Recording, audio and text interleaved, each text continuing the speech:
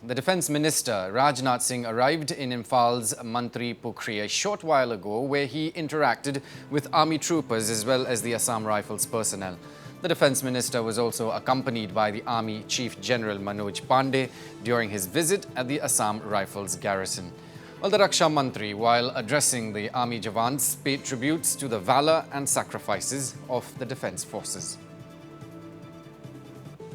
सचमुच आज मुझे असम राइफल्स और साथ ही 57 माउंटेन डिवीजन के जवानों और अधिकारियों से मिलकर बेहद खुशी हुई है। सेना के जवान से जब मैं मिलता हूं तो सबसे पहली अनुभूति जो मुझे होती है, सेंस ऑफ प्राइड, गौरव, गर्व की भावना मेरे अंदर पैदा होती है और साथ ही देश की सुरक्षा के प्रति भरोसा भी पैदा होता है। भारत की सीमाएं यदि सुरक्षित है तो आपके कारण सुरक्षित है, लेकिन जब तक सीमाएं सुरक्षित नहीं है तब तक कोई देश समृद्ध यानी रिच नहीं हो सकता।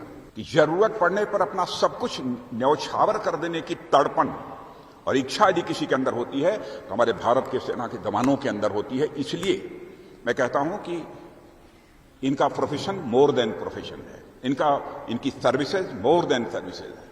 इंडो चाइना स्टैंड ऑफ चल रहा था, उस दौरान शायद आप लोगों को पूरी जानकारी न मिली हो, मैं जानता हूं, उस समय के आर्मी चीफ जानते हैं।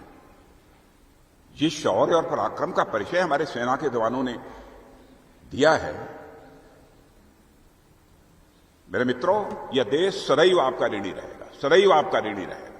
और 57 माउंटेन डिवीजन की बात तो अलग है। और मुझे बताया गया कि पिछले 5 दशक में श्रीलंका में भी 57 माउंटेन डिवीजन के लोगों ने अपने शौर्य और पराक्रम का परिचय दिया है। और आप लोगों ने 71 वार में भी महत्वपूर्ण भूमिका निभाई है। और लैंस नायक एल्बर्ट एक्का, मुझे बतलाया गया गंगा सागर की जो लड़ाई थी उसमें कैसी उन्होंने भूमिका निभाई। 1 मील तक दुश्मनों के बंकर खाली करा दिए, दुश्मनों के बंकर में घुस गए, आगे बढ़ते रहे।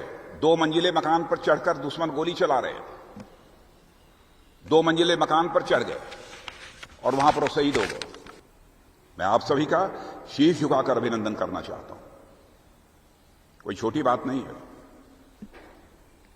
असम राइफल का यहां तक सवाल है, असम राइफल म्यांमार की सीमा की सुरक्षा कर रहा है और साथ ही साथ लोगों को मेन स्ट्रीम में भी जोड़ने की एक महत्वपूर्ण भूमिका का निर्वाह कर रहा है। और असम राइफल के बारे में तो जब मैं गृह मंत्री था यहां का, उस समय भी अच्छी तरह मैं जानता हूं। कई बार असम राइफल्स के जवानों और अधिकारियों के बीच जाने का अवसर मिला है। इन्हें friends of the hill people कहा जाता है, sentinels of the north east इन्हें कहा जाता है। मैं कह सकता हूं कि अब हमारी सेना धीरे धीरे ऐसी स्थिति में पहुंच रही है कि शायद 1 दशक के बाद हमें कह सकते हैं कि दुनिया में सर्वश्रेष्ठ यदि फौज कहीं की है तो हमारे भारत की है, यह हम विश्वास के साथ कह सकते हैं।